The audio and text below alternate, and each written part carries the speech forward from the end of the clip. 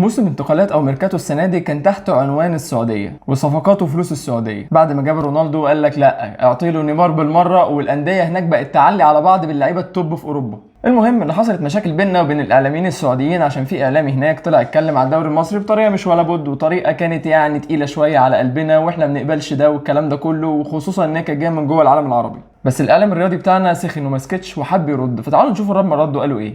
كلام عليك وليد، مش مستاهله كل ده، ومش مستاهله استفزاز الجمهور، ومش مستاهله ان احنا نسخن الجماهير على بعضيها، لان جماهير الكوره مش مستني حد يسخنه، هو على طول جمهور الكوره حامي يا وليد، فما ينفعش ان انا اخد الحته دي حته نديه وتحدي، صح ولا لا؟ ارجع لك يا استاذ احمد. استاذ وليد، الخناقه كلها كانت على 10 متر سيراميك فرز ثالث. سيراميك فرز ثالث؟ هم ضحكوا عليه يا باشا وقالوا له فرز ثاني. هو لو كان كلف خاطره وراح المحل ومسك البلاطه كده ودقها بطرف لسانه ولقاها مززه كان عرف انها فرز ثاني. يعني ان لم يكن، وانا مش عايز ابالغ، بعد ريال مدريد وبرشلونه هو اهم ديربي في العالم هو الاهلي والزمالك.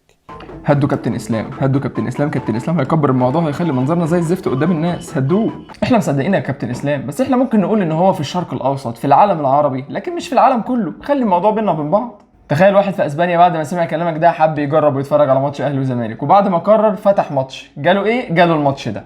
هتقول له ايه بقى بعدها؟ هتروح تقول له ان احنا من كتر تقل الدوري بتاعنا خففناه لكم وبعتنا له فرقه واحده؟ هو الراجل غلط بس اكيد قصده مثلا ان الدوري عندهم عشان بيحضروا عدد كبير، الماتشات بتوصل هناك لاكتر من 70,000 متفرج، يعني اكيد انت خدت بالك من الكلام ده. وهتفضل تستعين بجماهير الكرة في مصر. لا مؤاخذة بس يا كابتن اسلام عشان انا مش حاطط ايدي على البلف، انت قصدك جمهور مين اللي مالي المدرجات في الدوري السعودي؟ لكن محمد شريف الغلبان اللي كان يعني بيلعب شوية في الاهلي مش بشكل اساسي، ملالك الاستاد النهارده. كريستيانو انت تسمعني؟ اصلا فعلا هو الدوري السعودي دلوقتي اللي معاه رونالدو ونيمار مستني فعلا جمهور الدوري المصري هو اللي يجي يملى له مدرجاته هناك، دول حتى عشان يقنعوهم يروحوا يتفرجوا على الماتشات بيدوهم ظرف فيه 100 ريال ووجبه من البيك وهم خارجين من الاستاد. مفهوم طبعا مفهوم.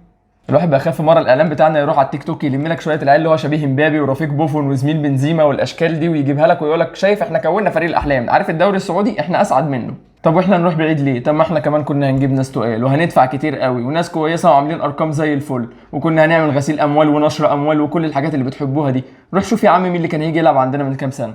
يا ست مشار، رونالدينهو انتوا كلمتوا رونالدينهو؟ في اتفاق هيجي جاي ان شاء الله. جاي بجد؟ ان شاء الله والله العظيم. انت هتحب اجيب لك اوباما؟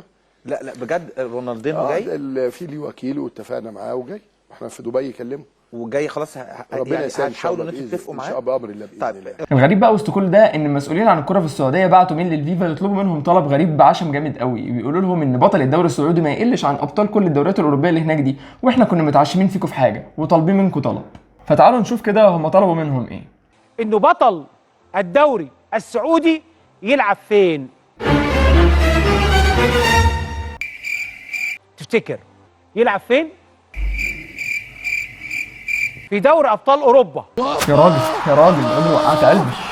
قلنا مليون مره الحاجات دي ما بتتقالش بجمل استفهاميه. طبيعي يكون اسلوب الكلام الناس دي ما عجبناش، وطبيعي يكون حاسين ان في اهانه من ناحيتنا، وخصوصا زي ما قلت ان هو جاي من جوه العالم العربي. بس طريقه رد الاعلام الرياضي عندنا بتعكس مدى صدق كلامهم حتى لو كان مهين. الاعلام الرياضي اللي ساكت عن كل حاجه، بدايه من بيوت الاشباح اللي مسميينها استادات عندنا، مرورا بانديه الشركات اللي ماليه البلد، اللي بدل ما تسيب لعيبتها للانديه الجماهيريه وتعمل معاهم عقود رعايه ضخمه تخليهم يعرفوا يقفوا على رجليهم تاني، بدل ما في منهم في دوري المظاليم واللي بيصارع على الهبوط واللي في الدرجه الثانيه والدرجه الثالثه، ده غير طبعا الفساد والمحسوبيه اللي في اتحاد الكوره اللي اصغر واحد فيه عمره قرب يتكتب في 3 خانات، وسايبين كل العقول الصغيره اللي مبتكره اللي ممكن تفكر وتقوم الكوره المصريه وتطلعها تاني لقدام وترجعها. فبدل ما ننكر كل ده ونروح نتكلم بطريقه بتبين مدى ضعف موقفنا، احنا ممكن نتكلم عن المشاكل والمصايب اللي عندنا اللي ما بتتذكرش في اي برنامج، او نسكت احسن بدل ما نبوظ منظرنا اكتر من كده.